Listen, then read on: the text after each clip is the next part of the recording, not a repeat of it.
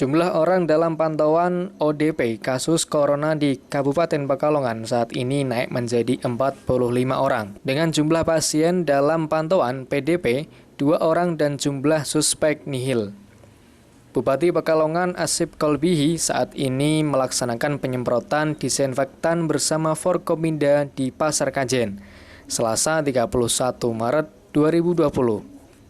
Beliau menuturkan yang terjadi konsentrasi bersama adalah saudara-saudara kita baru mudik dari Jakarta atau kota-kota lain. Para tenaga medis kita di Puskesmas juga sudah dibekali prosedur dalam menangani para pemudik, lanjut Asip Kolbihi.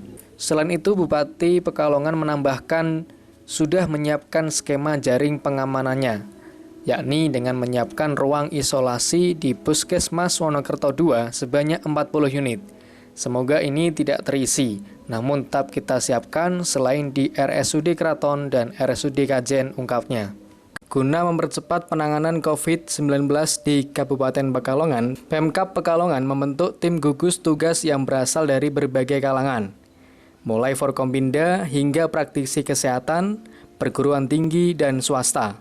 Bupati Pekalongan Asip Kolbihi yang memimpin langsung rapat terbatas percepatan penanganan penyebaran virus corona atau COVID-19 di teras kantor Pemkab Pekalongan mengungkapkan, upaya ini dalam rangka peningkatan upaya tanggap darurat penyebaran pandemi COVID-19 di wilayah Kabupaten Pekalongan, 31 Maret 2020. Pada kesempatan tersebut, Asip Kolbihi juga meminta laporan dari masing-masing unit dan menampung masukan-masukan yang diberikan oleh peserta rapat. Beliau juga menekankan agar seluruh gugus selalu meningkatkan koordinasi guna keseriusan dalam penanganan dan pencegahan COVID-19. Gugus tugas penanggulangan COVID-19 Corona Kabupaten Pekalongan yang berdasarkan surat edaran Kemendagri,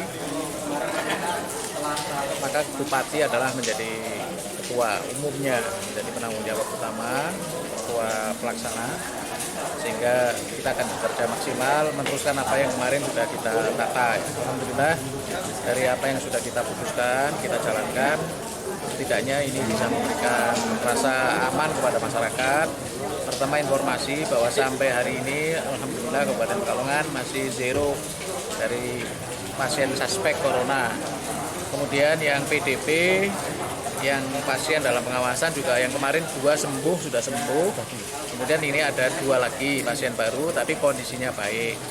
Kemudian orang dalam pengawasan sekarang 42 ya, 42 ini kebanyakan beliau ini baru datang dari Jakarta. Kita awasi, tapi secara umum pun kondisinya masih baik semua. Jadi oleh karena itu saya mohon doa restu, masyarakat jangan panik bahwa kondisi kita alhamdulillah seperti itu. Mudah-mudahan upaya-upaya tadi warga kabupaten yang baru pulang dari Jakarta tolong jangan keluar dulu, karantina dulu secara mandiri, isolasi mandiri selama 14 hari.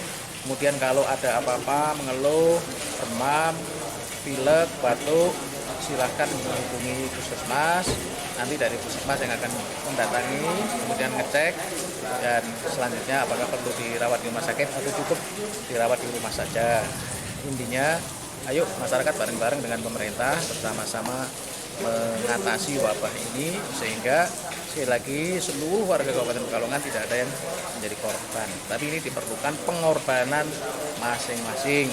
Jadi untuk menuju zero korban itu diperlukan pengorbanan. Pengorbanannya apa? Kita harus melakukan social distancing, jaga jarak sosial, jangan berkerumun, hindari bepergian, terutama ke daerah-daerah zona merah.